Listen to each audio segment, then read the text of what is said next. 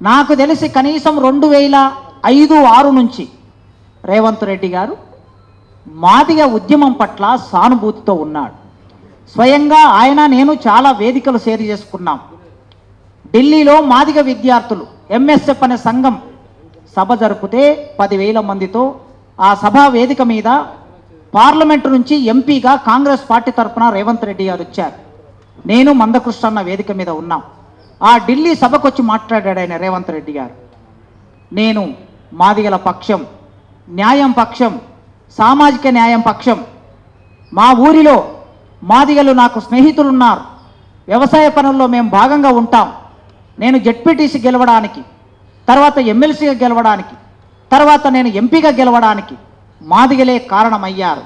వాళ్ళ పట్ల నాకు సానుభూతి ఉంది. ఆ బాధని నేను అర్థం చేసుకోగలను.